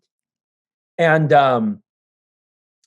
so I became such close friends with this group of men from the American Legion who took me under their wing. And I got to go to Washington, D.C., and then I got to go travel and speak and meet Reagan and speak with Ronald Reagan and do these things. And amazing. It was so transformative that, and I remember going back to El Centro after this, and my best friend, Clyde Carson, his dad, Bud, guy used to repair lawnmowers, and he was older, and he just watched Dodger games and smoke Lucky Strikes and repair lawnmowers. And I remember being in the back of their house, and I saw this painting of what turned out to be an SBD Dauntless, this plane. Wow. And I was like, Bud, what the hell, dude? You paint? He goes, oh, bit of a hobby, bit of a passion, And I'm like, what's this? And he was telling me about his service in World War II. Wow. And I was like, how dare me to look at some dude, sitting in a lazy boy, smoking a Lucky Strike, who was like, oh man, crotchety Bud, Bud, the LA Dodger watching Bud. And he was telling me about being a teenager and hanging off the side of a ship and having to jump in the ocean and go to this place. Amazing. And doing something that I will and have never and will never have to do in my life. I will never understand that level of service, Well, that's amazing that you had that experience with those guys. And my grandfather was killed in World War II. He was a Corsair pilot, Marine pilot, killed off Okinawa in 1945. God. So I grew up with this touch point, even though it wasn't a physical person I was sitting down with because he didn't make it home. But I had these black and white photos of him and his plane and his squadron and his medals and the silk maps they used to give aviators back then. So if you hit the water with a paper map, it would disintegrate. But if you had a silk map, it could be wet and still, be fine. So I grew up with all that stuff. And it was just something from an early age, which I think was because of that touch point with him that I had this understanding that, hey, so many people, not just in World War II, but from the inception of this country up until today, have sacrificed so much so that I could make a choice. I could make choices in my life, and I could move the ball forward for me, for my family, for my community, for the country. And I owe them that respect by using that time in a way that moves that ball forward in a positive way and make a positive impact on those around me, whether it's one person, whether it's 10 people, no matter how big that circle is. But that's what I owe those people who gave up everything so that I could be on that beach in Southern California doing push-ups or running the obstacle course in SEAL training when it might be a little cold, a little uncomfortable, and people are quitting in droves. I was like, wow, these guys let me make that choice to be here doing what I want to do, testing myself, and I'm not quitting. Ooh. So it's boy, quit not quitting. Ugh. That's what life's all about, which is another chapter I love in here with when Danny has that the brain issue and he's learning essentially to walk again. And that chapter was so powerful. How you end that chapter with, I'm going to take one more lap, you say in there, Danny. It was so true, because that's life. And God bless him. He looked over at that old guy who was a stroke victim, and he was like, no, he's like, we got to do it, buddy. And then Danny was like, I am that guy. Amazing. And outside, and life, hitting challenges in life, it is no fun. It's no good. I hit some pretty heavy things 6 years ago physically that I'd never been that guy that was like, whatever it was, 5 jobs at once or traveling or flying overnight and stuff. I'm like, whatever it is in life, I know I can get by on an hour's sleep and I can somehow pull it out and do that stuff. And when you hit a physical, neurological, or some kind of challenge that is like, whoa, and then you feel like that thing that I've always relied on, that I've taken for granted, that I've sometimes mistreated, isn't there for me anymore. And somehow Danny, like he's flying around with 2 subdural hemorrhages, international flights. Like, it's incredible. He's got a broken jaw. He's having a brain bleed and he's talking like this. And the director's like, is that the choice for a tough guy? And he goes, oh yeah, I think it makes me sound tougher. That is tough guy. I mean, and actually in reading this, what I also thought was, man, had there been some different circumstances earlier on, maybe some different influences earlier on, man, he would have made an incredible special operator in the military. Like, wow, with how tough that he is, how resilient that he is, like incredible. Like that. If I think that they had too much of that, because Danny had a record. So he went down, he tried to enlist in the Marines, but he had a record that he couldn't, he had this big juvenile record. But his uncle Gilbert, to avoid trouble, went when it was an airborne. But I think maybe you recognize, even in the early 80s, early to mid 80s in El Centro, I had friends who were given the option of busted or Marine Corps, which I think it changed their lives forever. Yeah. It was the most positive. I don't think they do these programs anymore because they probably feel like it's unfair or something weird. And you're like, no, it's unfair.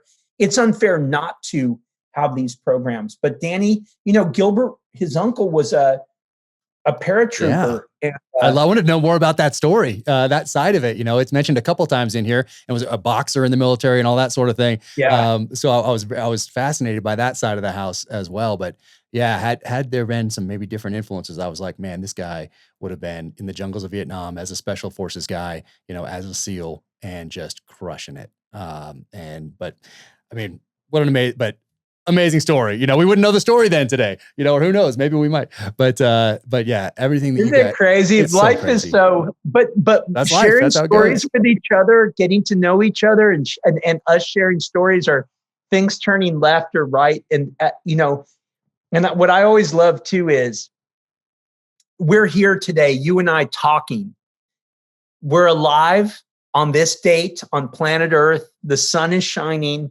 Whatever good and or bad that's happened to us in the past, we've made it through and arrived at this weird spot where we're sharing stories with each other. Hopefully people out there will listen in on it. And hopefully I haven't been too, I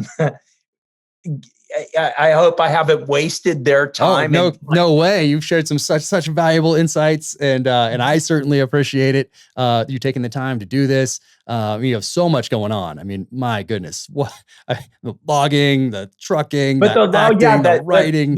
Oh my gosh. I can't wait to send you a piece from the hardwood company. Well, I can't wait. I want to buy one, and I want to get the mantles I was looking at earlier, because I'm envisioning our next place. Oh my God, Kevin, yesterday. So what people have to know is what we do is Kevin's tree service. He gets hired to do all those kind of tree removals from highway sites or weird. Or fallen trees, we're basically repurposing. We're reclaiming. We're taking things, especially up in Oregon, where a lot of times, they were like, oh man, there's these old walnut trees, and some old timers trying to cut them up for firewood, and you're like, no, yep. Dude. Yep. This is a walnut. So that's kind of where we come up upon the logs that we use. I did do a logging job. Yeah, I was going to ask you about that. So this is a relatively new job. This is new. So one thing is, and we see with the fires up in Eastern Oregon right now, and that's just the way it is now forever. It's just, this is the new world. And I am, in so many ways, I am completely on a kind of progressive liberal side of the fence. I absolutely believe that we have to take care of our environment.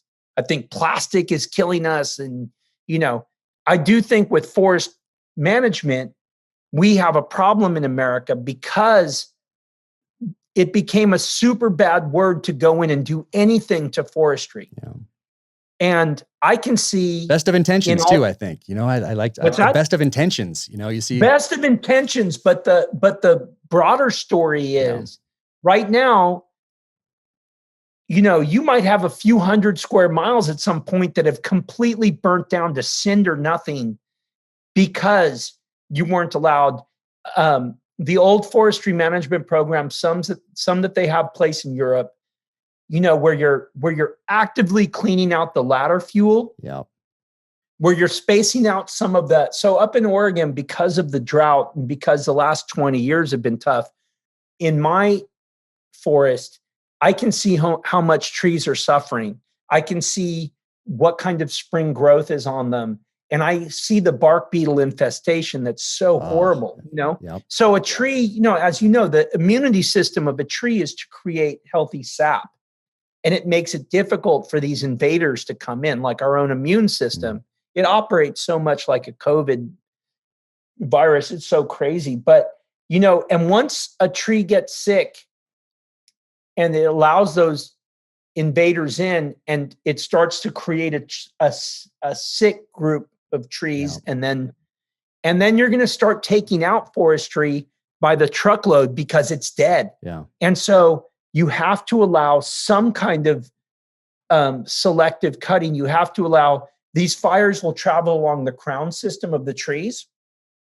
And so there's a couple of things that shifted my idea, because when I first started acquiring land up there, the whole thing is, and it still is to create an incredibly natural forest setting that's as healthy as humanly possible for people to share and to enjoy. And like I almost lost it last summer in the fires. It was just, Kevin called me. He's like, he grabbed the only box of stuff that's important in my house. And he's like, dude, I'm so sorry. It's gone. No. And somehow the wind shifted, and it was a miracle upon miracle. Thousands of other families weren't so lucky. They lost their homes up there. And so we have to,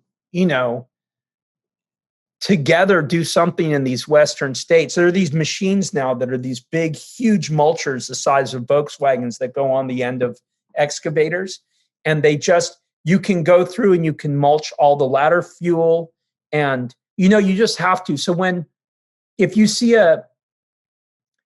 and you have to have a mix of the right hardwoods and softwoods and the way an ecosystem works. But if there are too many trees competing for limited water resources, they're all just suffering. No. And so you have to kind of and trees do that themselves. They make a decision who to send carbon through their root system to. Trees are the greatest thing of all time. Like, they know who their family members are. They send them food through their root systems. When they're about to die, they do an extra push of carbon. It's just the most incredible. We're all sentient. Yeah. Everything is this sentient thing in this weird way that wants to live, and it wants to help its offspring have the best chance at survival, and all of us, all of it, everything. And, so. Yeah, we're all connected to that land somehow. I mean, we've had a very, very slim section of human history where we didn't have to be, where you could call 911 for some help, where you could go to the grocery store and get your food, where you didn't have to build your own house, or you didn't have to have some sort of a friendship or an alliance with someone who could do those things, and you could contribute other ways. But you have that connection to the land, which is evident when you see the site with what you guys are doing, the Frison Logue Hardwoods. Like that's so apparent from just skimming that website. But yeah, that forest up there, I mean, you need management. I mean, you gotta, take a look at it, just make decisions. What Danny said about, the juvenile offender program working in forestry. That was so great. And then they took it away because they felt like, I don't know the exact situation, but apparently someone decided it was cruel and unusual or whatever. And you're like, you know what's cruel and unusual? Taking away the first time some kids get any self-esteem from what they're doing. Yeah. Oh my gosh. Esteemable acts are the only thing that build us up from the inside out. And that's where I differ, I think, than some people. And that's what I think I learned a lot through recovery too, was this weird way. It's like, you're not going to get anything if it's handed to you. You have to want it yourself. And the thing that you work for feels 7,000 times more satisfying on a soul level than the thing someone just, the apple some guy had to walk down to my house to give to me today, and you're investing back into something, whether it's your country, whether it's your community, whether it's that environment, that forest where you are. And your own soul. Work. Yeah, exactly. And that's the byproduct of you're putting the byproduct, and it's win, win, win, win. Putting in that sweat equity, no matter what it is. And putting in that sweat equity on a physical level, and then also on that intellectual level, and studying that land, understanding that the forest up there, understanding how it changes and what you need to do to be a part of it, not just an observer from the other side, like at a zoo or something behind glass. You're a part of that environment up there, which means there's a responsibility, I think, for us as humans, as citizens of the country and of the world, to be good stewards for that next generation. Once again, just like those people who sacrificed so much for us, well, also we owe something else to this world to pass that along a little better. And that would be something, absolutely. And that would be something that's so fun. And that's what I want to, I have this weird fantasy. And I do think, though, that if you visualize it, it kind of comes true, right? Where you're like, I want to be in my log cabin, writing books and working and be in the forest. Yeah. And it's that's exactly it. I've been working towards it, and it's happening. And, but that for young people to get involved in those programs and planting, and you just can't go pell-mell and plant 7,000 pine trees in a row. It's not, but you take a class on it and study, and I'm just learning about it and the way you have to have meadow space and mixing and but to be stewards. I do know that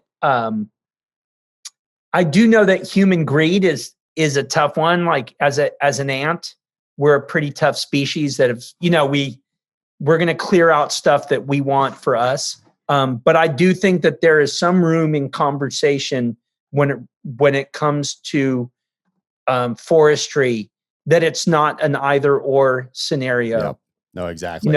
And I have those arguments / discussions with my neighbors up in Oregon, because they'll be like, well, the tree huggers stopped logging, and now they've got, so now you've got 700,000 acres that burnt down, and now what do you have? True. But at the same time, I'll say, but look at the logging job behind our place, where they completely blasted the side of a mountain to make it look like Mars. For some reason, the company didn't get busted for leaving 2 gnarled old madrone branches sticking out of the ground as like, oh, no, we satisfied. We didn't clear cut. It's like, it's clear cut. And there has to be a middle ground that we need to acknowledge in the other human being, that I kind of see what you're talking about. Yeah. Too. Yeah, but now we have data. We have data from Europe. We have data from this country. We have things we can look back on and say, let's make some wiser decisions going forward based on this previous experience of our generation and the generation before us. And let's make good decisions going forward. And also, who's giving us the message? Just because you're from, tribally speaking, not my side of the fence, doesn't mean I can't listen to what you say, or God, and hopefully that you might listen to what we, it's not this us and them. And, up where I live in Oregon, my neighbors, George Bose, Rick and Lori Lowe, there's just a few of us out in this place we are, and we depend on each other for safety, for survival. Rick was the fire captain in Shady Cove, and I let his horses run in my land, and he always keeps an eye on me and my kids and my place. And that's how we live. And I love it. Like, I love it. And I would say the same thing about my neighborhood here in Los Angeles. But I believe in that we're in this together. Like Danny said, we're on the Titanic and we can beat each other up over deck chair placement, but we got to get it together to some degree. And it also makes our lives more, I don't know, it just makes life more satisfying. It's on a human spiritual level. Yep. No, and it's a little more pleasant too when we can work together for the benefit not just of us, but of the forest up there where you are. And my mom evacuated yesterday up there close to where you are because of a fire. And I remember as a little kid getting woke up in the middle of the night because those fires were encroaching. But it's neighbors. Once again, very few people, middle of the forest. You're seeing the forest over this for me. Oh, geez, 48 years now.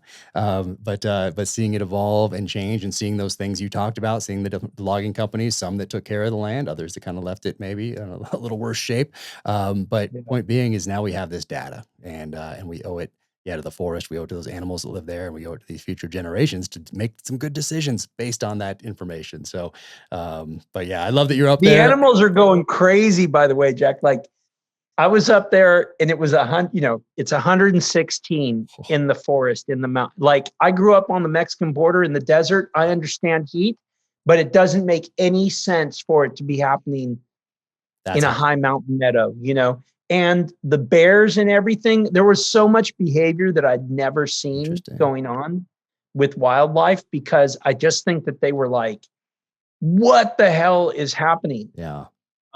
So tough. So tough. Yeah. Gosh.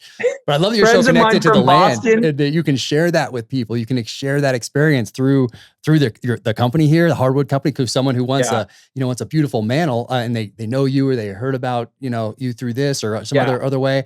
And all of a sudden now they have this new appreciation or this connection, however tangential it might be or removed it might be, but it's one more data point to see how you, actor now are attached to the land through this company that's doing amazing things and beautiful things for people's homes, and using this reclaimed wood that would have probably got thrown out or burned or who knows what else. Man, wood is so beautiful and so amazing and durable. There was some cedar planking that was on this old deck that was exposed to the sun for 35 years, untreated, beat down to hell, and you run it through a planer and it looks. And it's ready to go for another 70 years with some Thompsons, and it's just like, it's so cool. And then my kids are going to start, my youngest and Kevin's youngest are going to start working on building the tables. And it's like families, families can do things together to help each other. And why not? You can start whatever. I hope my kids say, you know what? Look at Dad, man. It's like, you want to drive a truck? Do it. But it takes work to do it. It took a lot of work, and it took it was definitely, passing the getting my CDL and I was so nervous for the driving portion of my exam. Yeah, I bet. Because they're not joking around. They're not like, hey, dude, I love your sitcom. Right. Don't even worry. You don't have to back this sucker in a 45 or a 90, because there was so much personal satisfaction to setting a bar for yourself, sometimes almost arbitrarily, to going, could I do that? Yes. Okay. Show up that day, get through every, there are steps in this thing, and then pass the test. And then, and I hope my kids or other people see that they can be like, wow, you can do, the results are up to the universe. I can't say I can write the manuscript. I don't know how someone will respond. I love the fact that someone will at least give me a shot and read it, but you can do things in life and decide to do them. And then it's just about doing it, Yep. No, that's why that Nike symbol up by you, actually, that's why we all remember it. So all these years later, you have to do it at that base level. My dad had the first, I remember my dad had a pair of Nikes in 1973 to run the Boston Marathon with. Wow. That's some old school stuff right there. I'm going to bronze those ones. Old school. And my Give them to that dad ran museum. it. My dad ran it in like 3:15 with such limited training. I was like, oh my God. And I started running when I was 7 because I wanted to be like my dad. And I've become such an old, heavy, broken down middle-aged guy. And I was like, oh man, I could run. I ran all these.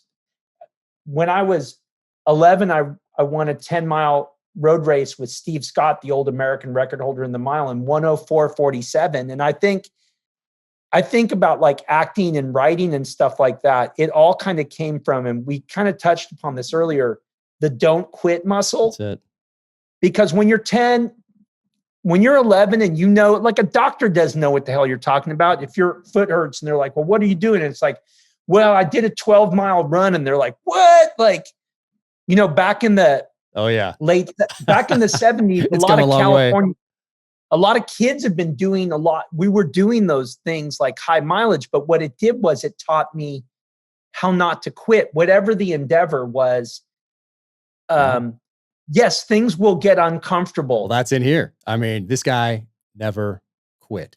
And, that, and I was going to ask you that too, when you now having, been in this business for 30 years, having written this book, all these life experiences that you've had, when you get asked by your kids or you're passing along lessons, is there something that's either a mentor passed along to you or something that you discovered along the way that you pass along to people who are in, let's say, junior high, high school, college, when they're asking you about moving forward in life or making a transition or making a decision?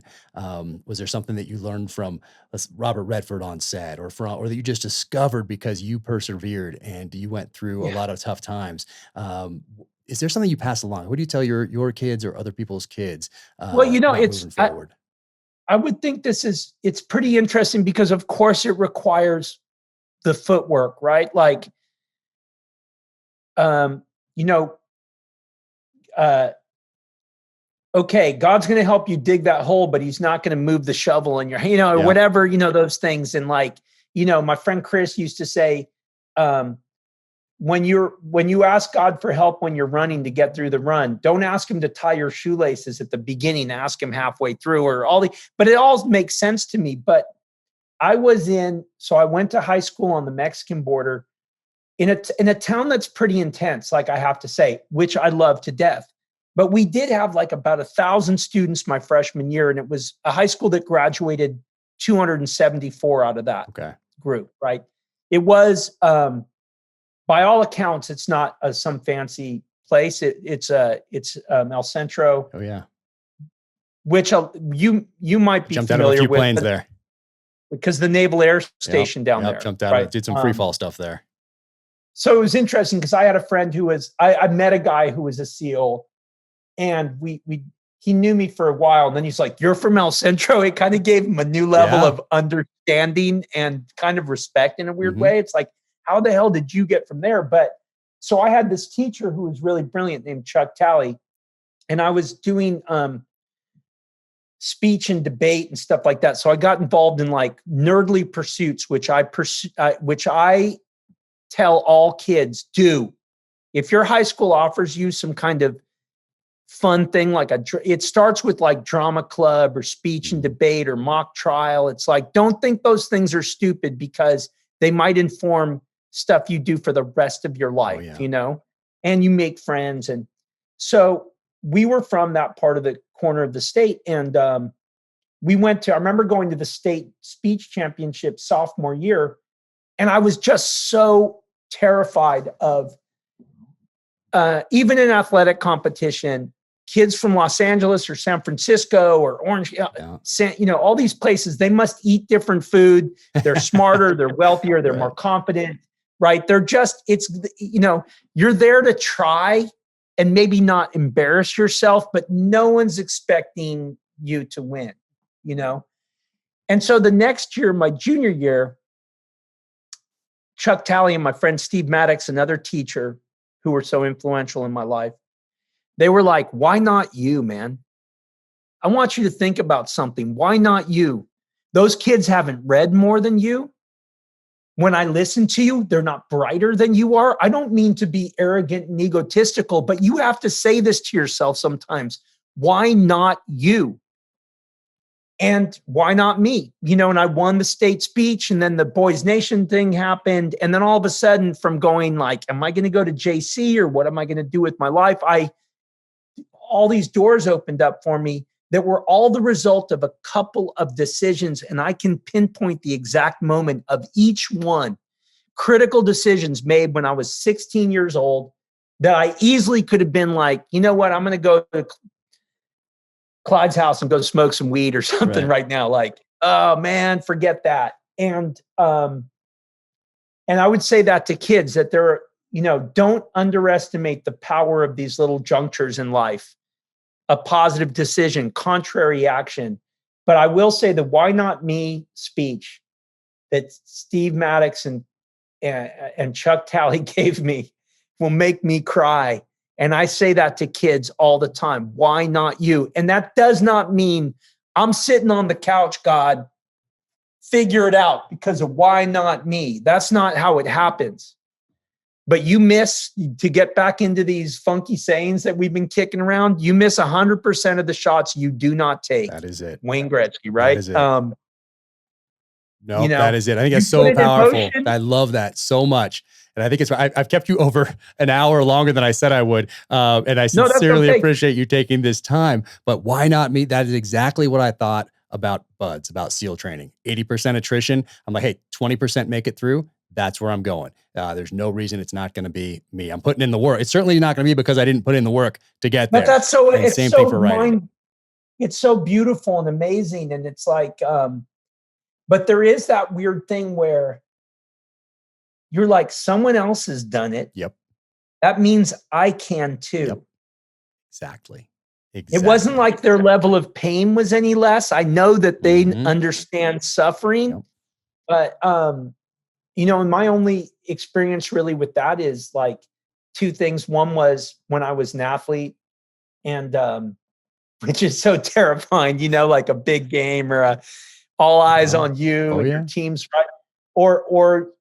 Or like, there's a big crew and you've got a big speech and you'd better know it or else everybody's going to be disappointed and money's lost. And so you got to be prepared and come in and do your thing. But the why not me thing for kids should be so powerful. You can be from, please don't believe that you're from some place that it can't happen, because it can. Why not you? Good things, you deserve good things in life. That's it. That doesn't mean that you can't be disciplined, be a quitter, come up with excuses. You'd better find your way through that thing. But, so when I went in for the audition for Sneakers, I had no agent. I was working as a janitor at this drug and alcohol center, and I walked in and there were all these Oscar nominated and Academy Award winning, all those people sitting up against the wall. I still remember who they were and their faces. Great guys. Amazing. And I'm like, what the hell am I doing here? Hey, why not you? I mean, I know that I guess I had earned the call back because they had seen me in earlier rounds do this thing that they liked. And I saw these famous people and I go, what am I doing? Okay. I'll just go in and I'll get through it and like as fast as I can and not take up these important people's time. And then I thought, why not? Wait a minute. Why not me? I'm blown away by seeing these people in this waiting room, but to them, they know them. They're all in Major League Baseball. So they're not tripped out when they see Barry Bonds in the waiting room. Right. They're looking for a new person. They want a new person. Everybody wants you, whatever it is in life. If you're in a job interview, if you're auditioning for something, whatever it is that you do, everybody wants you to be good. They want you to do well. No one is saying, come into this room and collapse in front of me. That's our own self-doubt doing that to ourselves. And as someone who's done it many times, where the pressure I put on myself, not to succeed, but not to fail. Yeah, there's a difference. Where I was so scared about the humiliation of what if I did badly. And of course I did badly because that's the pressure I put on myself. If I wish the best for myself and similarly for others all the time. Yeah, there's a difference between just surviving and prevailing. An old Vietnam Special Forces guy told me that a long time ago. So, difference between surviving and prevailing. But I love that. Why not you? I'm going to go tell my kids that right after we get off here. But you know, so this is amazing. I mean, I'm a huge fan of you, even more so now. I'm so looking forward to getting up there. I want to talk to you more about the 18-wheeler stuff and the trucking for future novels, and then I definitely want to get a mantle from you guys in the next house here. I think Kevin's going to be super excited. So cool. Kevin is excited that I was talking with you today. Oh man, too cool. Well, please tell him hello from me, and I'm going to be in touch with you guys. And then also for you, I mean, such an amazing job with this. And what also kind of triggered in my mind when I was reading this is that, and through this conversation as well, is that I hope someday that you take all these lessons and life experiences and maybe write this about your own life. Because what a story that is. And then turn that into a screenplay, because what a story that you have personally with your life and your upbringing and the resiliency and the everything you had to do. It's just an incredible life story. And I hope that that you share that personal side, because the work is obviously incredible. The work stands on its own. That's established, and it's everything you do is amazing. But then sharing that life story and that behind the scenes and that struggle and those lessons, I think that that people would get so much out of it, and it would be fascinating to read, emotional to read, and it would make a wonderful series or a film. Thank you so much, man. I'm so honored that you asked me to join you today. And we'll have to catch up, and I'll have to get you the mantle of your dreams. Oh man, I'm so excited. Yeah, that website's amazing. Welcome to the gear highlight section of the Danger Close podcast. If you followed me for a while, or if you just happen to look in my background on these podcasts, you will know that I am a fan of sharp objects. So when I saw that my friends at Birch Barrel had teamed up with a knife maker in Bozeman, Montana, I could not help it. I had to get one. So I ordered one of these. Bam, check that out. Incredible. I think this is made to look like a trout right here, but I will be getting a lot of use out of this. So once again, amazing. The company is the founder, Morgan Keenan, founder and head knife maker, and it's Cutaway Knives, Cudaway Knives. You can find them on the social channels. You can find Birch Barrel on the social channels, and you can pick yourself up one of these, because you can never have too many knives. Thank you for tuning in to the Danger Close podcast, an Ironclad original presented by Sig Sauer. You can find out more about Donal Logue on the social channels, Donal Logue, and you can hit the show notes below to find more about his hardwoods, his trucking company, and everything else that we talked about on this podcast. You can get the book, Trejo, My Life of Crime, Redemption, and Hollywood, which is absolutely fantastic. The audio version has some extras in there, so be sure and pick that up, check it out, share it with friends. And if you liked our conversation, please leave a 5-star rating and review wherever you get your podcasts. So thank you so much for tuning in. Until the next time, take care out there, be safe, keep fighting. And a special thank you to Schnee's. I've been using Schnee's boots for over a decade now. As you can tell, for these ones right here, it's just one of my favorites. These are the granites. I think every hunter should have a pair of these in their quiver. But these guys right here, these are the ones that I wear when I'm going into the backcountry and hope to come out heavier than when I went in. So right here, granites, awesome boot. Absolutely love these. You can see these have been worn quite a bit. These are some of my other favorites right here. So these are the Hunter 2s. I would wear these all day, every day if I could. But amazing boot. Love everything they have going on over there at Schnee's. So be sure to check them out. I have some new boots now. I think I have 10 pair right now. My wife has a pair. And then I just got a couple new pairs. And right here, these are the Beartooth. I've wanted these for a while, so super excited about trying out the Beartooths. That'll happen this summer and fall. And then the Kestrels right here. So those are a couple new pairs that I have in the arsenal that I'm looking forward to checking out here soon. So if you haven't heard of Schnee's, check them out online, check out their story, check out their Instagram. The boots they make in an Italian boot factory. So those are handmade in Italy. The only place you can get them is through Schnee's directly to you. So you're getting more boot for your money. And every part of these things, you can just tell how much care and how much time, energy, and effort goes into these boots right here. And what's also great about Schnee's is that you can go visit them in Bozeman, or you can give them a call and tell them about where you're going to hunt, what you're doing, and they can make some recommendations for you right there on the phone. So Schnee's, thank you so much. And I'm going to read this part because you get 10% off. So I don't want to mess this part up. When you shop at Schnee's, and that is SCHNEES.com, make sure you use the promo code JACK21, JACK21. When you do, you'll save 10% off your pair of Schnee's boots and logo wear. These handmade hunting boots usually sell out fast, so grab your pair today. Take care of your feet. Don't compromise. Upgrade to Schnee's. Again, that's Schnee's, SCHNEES.com, and promo code JACK21.